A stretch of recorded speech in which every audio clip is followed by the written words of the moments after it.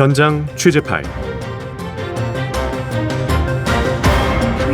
네, 현장 취재 파일 맹형균 가톨릭 평화방송 보도국 기자와 함께합니다. 어서 오십시오. 네, 안녕하세요. 네, 다시 한번 인사 나누겠습니다. 맹형균 기자, 오늘은 어떤 취재 파일을 들고 오셨나요? 오늘은 주요 뉴스가 있어서 그거 한번 짚어볼까 하는데요.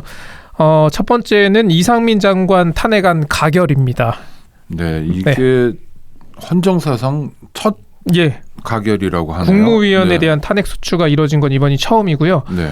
오늘 오후 이 탄핵 소추안이 국회 본회의를 통과했고 총 투표수 293표 가운데 찬성이 179표였고요. 반대는 109표, 무효 5표로 가결이 됐습니다.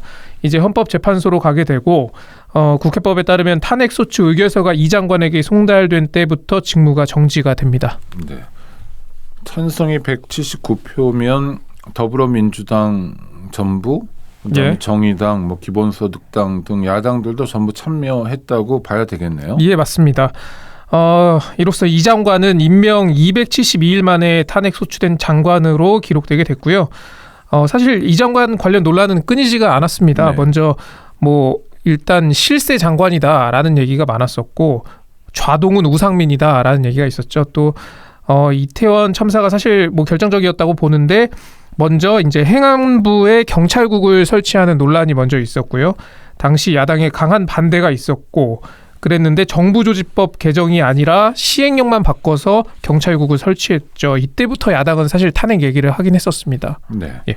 특히 윤석열 대통령의 고등학교, 대학교 후배라서 주목을 받았는데 행안부에 경찰국 신설하는 것에 대해서 경찰관들이 반대하고 총경들이 모여서 회의를 했는데 이게 쿠데타 어쩌고 하는 발언도 했어요. 예, 쿠데타에 준한다고 해서 논란을 더 키우기도 했었고요. 사과를 하기도 했었습니다.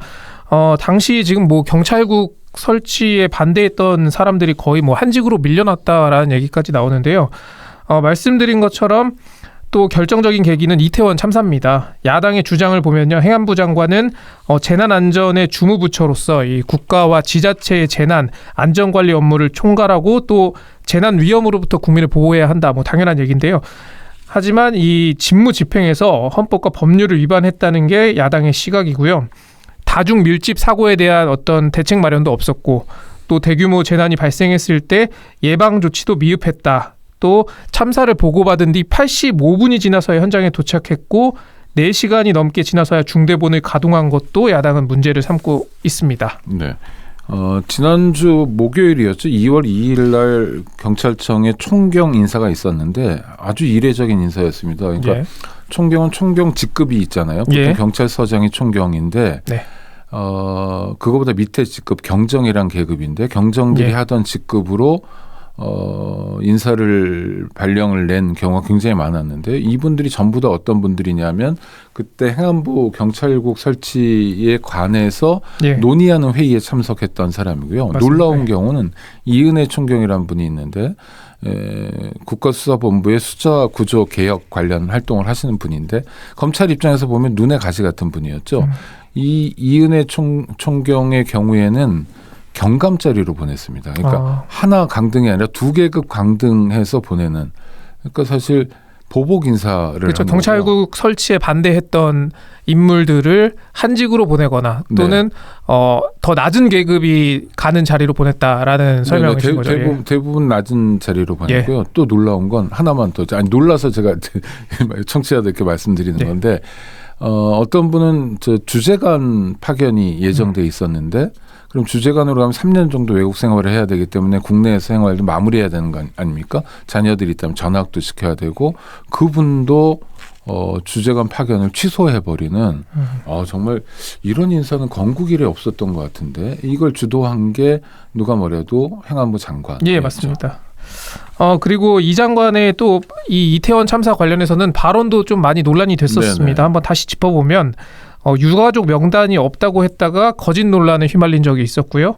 또 참사 다음 날에 특별히 우려할 정도의 인파가 모인 게 아니었다라고 한 부분이 이 국민의 공분을 사기도 했습니다. 또 경찰 소방력 대응으로 이 사고를 막을 수 있는 문제가 아니었다라고 말한 부분도 비판을 받았습니다. 네, 국회에서 헌정사상 최초로 탄핵안이 가결된 그 주인공 이상민 행안부 장관은 뭐 입장을 냈나요? 예, 입장문이 나왔고요. 안타깝게 생각한다. 헌재의 탄핵 심판에 성실히 임하겠다라는 입장 밝혔고요. 다만 야당을 향해서는 불편한 기색을 좀 드러냈습니다. 네. 국민이 국회에 위임한 권한은 그 취지에 맞게 행사돼야 한다. 이렇게 이야기를 했고요. 또 초유의 사태가 가져올 국민 안전 공백 상태가 최소화되길 기대한다라고 말하기도 했습니다. 이상민 장관을 임명한 사람은 윤석열 대통령인데 예. 대통령실 입장은 나왔습니까? 짧은 한 줄짜리 입장이 나왔습니다. 그래요? 네. 의회주의의 폭이다. 의정사의 부끄러운 역사로 기록될 것이다. 라고 했습니다. 이게 이제 탄핵 소추안이 이제 본회의를 통과하고 20분 만에 나온 입장인데요. 네. 그러니까 뭐 논란 눈치는 아니지만 불편한 기색은 역력해 보입니다. 그리고 대변인이나 수석 어떤 비서실장의 명의가 아닌 대통령실이라는 명의로 나왔습니다. 네. 추가 설명 요구했는데 뭐 이 한 줄에 모든 게 담겼다라는 얘기 외에는 다른 설명을 들을 수는 없었고요. 의회주의라는 게 어떤 조건을 좀 갖췄지만 이 과반이 찬성했으니까요. 다만 이 대화와 타협을 전제로 하는 의회주의가 사라졌다 이런 얘기로 좀 볼 수 있을 것 같고요. 또 부끄러운 역사라고 한 부분은 지금 대통령실의 어떤 시각은 이재명 민주당 대표의 사법 리스크를 가리기 위한 행위로 이걸 보고 있는 거예요. 그래서 그 부끄러운 역사라는 게 언급이 됐다라고 이렇게 해석이 많이 나오고 있습니다. 근데 네. 이상민 행안부 장관에 대한 탄핵 소추하면 이재명 대표에 대한 뭐 이를테면 수사 이런 네. 게 방향 전환을 합니까? 그런 건 그런 건 아니죠. 그냥 뭐 가리려고 한다. 약간 일종의 정치적 공세군요. 예. 네. 또 그래서 이제 비슷한 맥락에서 대통령실이 맞불을 놓을 수도 있다라는 관측이 제기가 됐는데, 그러니까 이 장관의 직무가 정지되면은 이 한창섭 차관이 장관 직무를 이제 대행하는데요. 네. 그런데 이제 행안부는 이제 윤석열 대통령이 핵심 과제로 꼽은 이른바 3대 개혁을 좀 주관하는 부처인데, 그래서 공백이 있으면 안 되니까 이 검찰 출신의 실세 차관을 임명해서 직무를 대리하게 할 것이다. 뭐 이런 얘기까지 나왔습니다. 그래요? 그러면 일종의 강대강으로 가겠다는 건데 탄핵 소추가 헌정사상 최초로 통과된 거는 보통 해임 건의안이 나오면 해임 건의안을 받아주든지 해임 건의안을 추진하겠다고 하면 뭐 사퇴를 하든지 사표를 내는 형식으로 그만두든지 하는데 그게 안 됐기 때문에 여기까지 오는 건데요. 탄핵 소추안 가결 이후에도 강대강 대치 약간 놀라웠네요. 네. 그래서 관련된 어떤 질문을 계속 했는데 일단 상황이 예상보다 좀 길어지거나 이런 차관 대행 차제제에서 좀 문제가 발생한다면 좀 가능성을 열어둘 수 있지만 당장은 어떤 불필요한 논란이 될 수 있어서 어떤 실세 차관을 새롭게 임명하는 거는 지금 현재로서는 검토하지 않는다고 했어요. 다만 대통령실은 기본적으로 이 어떤 이상민 장관이 법률이나 헌법을 위반한 적이 없는데 탄핵을 했다라는 입장이기 때문에 만약에 좀 이런 국면이 계속된다면 뭐 대통령이 결단할 수도 있다 이런 취지의 설명을 듣기도 했습니다. 네. 하여튼 중요한 뭐 역사적 현장을 지켜보고 있는데요. 강대강 대결보다는 정치를 복원하는 방식으로 이 문제를 풀었으면 좋겠는데 역시 문제를 풀 열쇠는 대통령실이 쥐고 있는 것 같고요. 다음 주제로 한번 가보죠. 다음 주제는 무표정의 나경원, 용산의 표정은으로 골라왔습니다. 저 김기현 전당대회에 출마한 당대표 후보와 만났는데 사진도 나왔죠? 사진 나왔죠. 그 표정을 얘기하는 거군요. 네. 그러니까 회동 효과는 조금 있는 것 같아요. 오늘 이제 여론조사가 하나 있습니다. 리얼미터 조사고요. 그제와 어제 이틀 동안 전국 18세 이상 1,100명에게 조사했고 국민의힘 지지층 402명에게 차기 당대표 적합도를 물었습니다. 여기서 김기현 후보가 45.3%, 안철수 후보가 30.4%, 그리고 천하람 후보가 9.4%로 집계가 됐습니다. 그러니까 이 오차범위 95% 신뢰 수준의 오차 범위가 플러스 마이너스 4.9%포인트인데요. 그러니까 오차 범위 밖에서 김기현 후보가 다시 앞서는 조사가 나왔다. 요 조사 개요와 어떤 결과는 리얼미터 홈페이지나 중앙선거 여론조사 심의위원회 홈페이지를 참조하면 됩니다. 네. 그러니까 김기현, 나경원 두 사람의 만남이 뭐 전부는 아니지만 일부 반영된 조사 결과라는 거죠. 그러니까 앞으로 조사가 더 이뤄질 테니까 좀 더 지켜봐야 하겠지만 이번 회동에 좀 효과가 있었다라고 볼 수도 있을 것 같고 또 이번 회동이 좀 특이했던 점은 좀 색다른 부분이 주목을 많이 받았었던 회동이다. 그러니까 방금 말씀드린 것처럼 표정이죠. 예, 맞습니다. 그러니까 뭐 힘을 합치기로 했다, 함께하기로 했다. 그러면 뭐 의기투합 웃어야죠, 그죠? 그렇죠. 근데 나경원 의원 표정은 상당히 불편해 보이네요. 그렇습니다. 그러니까 공격을 많이 받았다는 거를 딱 한순간에 느낄 수 있는 어떤 사진이지 않았나. 방금 지금 유튜브에는 사진이 나갔는데요. 그러니까 애들이 싸웠을 때 그러니까 억지로 화해시키면은 악수는 하지만 좀 표정은 서로를 노려보거나 다른 데를 보거나 그러지 않습니까? 약간 그런 느낌까지 좀 들었습니다. 그러니까 물론 이 나경원 전 의원이 김기현 후보를 지지하겠다라는 말은 못해요. 당원 그 규정상 이 나경원 전 의원이 현직 당협위원장이기 때문에 그런 의사를 표명할 수는 없는데 그래서 좀 적극적인 워딩은 없었던 걸로 보여집니다.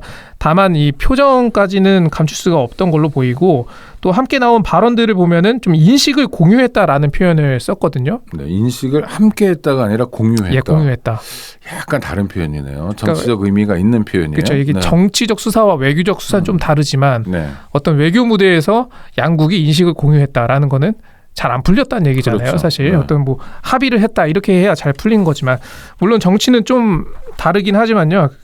그래서 이 나경원 전 의원 입장에서 좀 생각을 해보면 얻고 싶은 것을 얻지 못한 회동이었다라는 생각이 좀 들었습니다. 그러니까 나경원 전 의원을 향한 공격이 많았는데 특히 이제 대통령실에서도 저격을 했고 김대기 비서실장이 그간의 처신을 돌아보라라고도 했고 또 사퇴 의사를 밝히자 해임을 시켰고 뿐만 아니라 장제원 의원도 공격을 했고 초선 의원들이 좀 연판장을 돌리기도 했어요. 근데 여기에 대한 나경원 의원은 좀 어떤 명예 회복을 원했던 거고 근데 이게 이제 대통령실에서 그걸 다시 철회할 수는 없는 노릇이니까 거기까지는 들어줄 수가 없었던 거죠. 대신 뭐 장제원 의원 같은 경우에는 뭐 비온 뒤에 땅이 굳는다. 요거는 뭐 회동 전에 한 말이긴 했지만요. 뭐 함께 손잡고 갔으면 좋겠다라는 이런 메시지를 내는 걸로 봐서 어떤 이 명예 회복의 측면에서는 나경원 의원이 좀 얻고 싶은 그런 결과를 얻은 건 아니다라고 좀 해석을 할 수 있을 것 같습니다. 네. 그러니까 명예 회복이 나경원 의원이 얻고 싶은 바라고 봐야 되는 건가요? 그랬겠죠. 현실적으로 뭐 이미 굽혀졌기 때문에 불출마했으니까. 네. 알겠습니다. 끝으로 대통령실 소식 하나만 더 살펴보죠.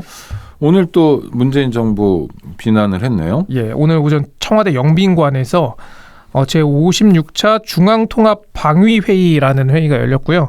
이 회의가 뭐 열린 게 2016년 이후 7년 만이다. 그래서 이제 정부 부처 뭐 장관들 각 광역 단체장 그리고 군 주요 지휘자 등이 참석하는 회의였는데요.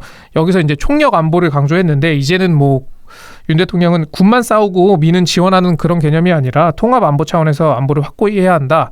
이런 메시지를 내면서 지난 정부에서는 이 회의 규모가 축소됐었다. 그러니까 모든 방위 전력을 하나로 묶고 국가를 방위하기 위한 어떤 범국민적 총력전 수행 체제 또한 약화된 측면이 있다라고 비판을 했습니다. 그런데 참 지금 윤석열 대통령 말씀은 군만 싸우는 게 아니다. 군은 싸우고 민은 지원하는 개념이 아니라 통합 안보 차원에서 안보를 확고히 해야 된다. 그러니까 그러면 통합 안보는 어떻게 하는 건지에 대한 상을 제시하기도 했습니까? 예, 뭐 관련 설명이 나왔는데 지금 뭐 단순히 전투뿐만 아니라 뭐 무인기도 그렇고 뭐 사이버전도 그렇고 그런 대비들을 정부 부처가 함께 해야 된다라는 취지의 설명이었는데 굳이 이거를 약간 문재인 정부를 비판하면서 연결짓는 거는 사실 잘 연결이 되지 않았어요. 또 하나 궁금한 건 김기현 의원이 당대표 출마하면서 내세운 공약 중에 하나가 여성에게도 민방위 훈련을 시키겠다였잖아요. 그게 저 20대 남성들이 결집하기 위한 거다 뭐 이런 해석이 있었는데 그런 것을 염두에 둔 그러니까 여성도 민방위 교육을 민방위 훈련을 받는 걸 염두에 둔 개념으로서 통합 안보 얘기를 하는 건가 이런 의문도 생기는데 어떻게 보세요? 그거는 좀 다른 얘기 같고요. 그러니까 지금 보면은 대통령실의 기조가 작년 초반이랑은 되게 많이 바뀐 것 같아 보여요. 그러니까 예컨대 지난해 5.18 광주 민주화 운동 때는 그 여당 의원들을 다 데리고 광주로 내려가지 않았습니까? 그렇죠. 그때까지는 어떤 약간 확장성에 대한 생각이 좀 많이 있었던 것 같아요. 그러니까 어쨌거나 약간 중도층을 잡아야 성공을 할 수 있으니까요. 그리고 대통령 예. 입장에서는 그 윤석열 후보를 지지하지 않았던 국민들도 예, 대통령 입장에서는 우리 국민이니까 그래서 좀 확장하겠다 이런 느낌. 의지. 예, 그런 모습에 많이 기대감을 느끼는 국민들도 많았는데 네. 이게 어떤 사고들이 조금씩 하나씩 발생을 하고 지지율이 떨어지다 보니까 이게 어느 순간부터 확장성이 아니라 지지층 결집으로 가고 있는 것 같아요. 네. 그래서 그게 국민의힘 전당대회에서도 보이는 게 안철수 의원 같은 경우에는 어떤 약간 확장성을 이야기를 하면서 총선 승리를 얘기하잖아요. 네. 근데 김기현 의원은 어떤 색깔론을 꺼내들고 뭐 이런 것들이 어떤 지지층 결집으로 약간 지금의 국면을 타개할 수는 있겠지만 이게 장기적으로는 오히려 정부에게 더 어렵게 작용하는 게 아닐까라는 생각도 좀 드는 측면이 있습니다. 그런데 다른 사람도 아니고 안철수 후보, 안철수 의원 같은 경우가 뭐 친북 좌파라는 공격을 받는 건 이해가 안 되죠. 그렇죠. 예. 게다가 지금 윤석열 정부 출범할 때 인수위원장이었잖아요. 맞습니다. 그러면 친북 좌파에게 인수위원장을 맡긴 대통령은 뭐가 되나요? 그 인수위원장이 한 가장 큰 역할이 이제 국정과제를 정리했잖아요. 네. 국정과제를 정리한 사람이 그렇게 되는 친북 거죠. 좌파인 거잖아요. 네. 아니 그러니까 그러면 모순인데 예. 그럼 모순은 괜찮나요? 그럼 모순이 네. 야당으로부터 공격받고 언론에 의해서 지적받고 그럴 텐데 네. 그러면은 그럼에도 불구하고 지지층만 결집하면 되는 건가요? 그게 저도 잘 이해가 되지 않습니다. 그래서 사실 지금 국민의힘이 나가야 할 곳은 네. 그야말로 확장성이라는 생각이 들거든요. 그렇죠. 예. 이게 어느 정도는 좀 정말 지지율이 너무 낮으니까 네. 이 위기를 극복하기 위해서 잠깐 좀 결집을 유도했다면 결국에는 궁극적으로는 어떤 더 넓은 이 지지를 받기 위해서는 사실 가운데 있는 국민들이 좀 움직여야 되는 거잖아요. 그럼요. 그런 측면에서는 이렇게 일방적인 메시지가 과연 어떤 도움이 될까? 그리고 어떻게 보면은 문재인 정부 같은 경우에는 문재인 전 대통령 같은 경우는 퇴임할 때까지도 40% 정도 가까운 지지율을 갖고 퇴임을 했잖아요. 넘었죠. 예, 넘은 지지율을. 네. 약간 그런 국민들에게도 진정성을 좀 보여줘야 되는 것 아닌가라는 생각도 좀 하게 됩니다. 네. 예. 또 하나는 네. 이번에 국민의힘의 전당대회는 가장 중요한 열쇠말이 총선이잖아요. 예. 그러니까 총선을 이끌 지도부를 선출한다. 예. 또 공천 작업을 진행할 지도부를 선출한다. 이래서 더 가열되는 측면도 네. 있는데 총선은 국민들에게 표를 달라는 거여서 총선을 생각한다면 맹 기자가 지금 말씀해 주시는 것처럼 중도로 나가야 되는 거 아닌가요? 확장해야 되는 거 아닌가요? 그렇죠. 근데 그것도 좀 필요하겠지만 네. 어쨌거나 이제 그 윤석열 대통령 입장에서는 당의 기반이 없잖아요. 네네. 그렇기 때문에 어떤 네 사람이 그 국회에서 좀 활동할 수 있게끔 하는 공간을 마련하고자 하는 차원도 있는 것 같습니다. 그래서 어떤 그런 사람을 뭐 공천을 통해서 집어 넣으려거나 네. 할 때 어떤 소통이 제대로 돼야지 그게 아니라 우리는 시스템으로만 할 겁니다. 라는 얘기를 외치는 사람에게는 좀 불편하게 느낄 수도 있는 거죠. 그게 뭐 약간 일종의 이준석 효과 같은 건가요? 그렇게 볼 수 있죠. 약간 네.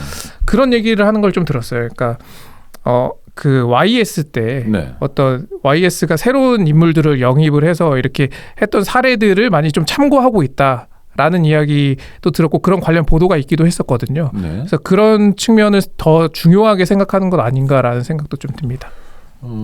그거는 뭐 YS 때 영입했던 사람으로 가장 유명한 사람은 이회창 전 대법관이었죠. 예.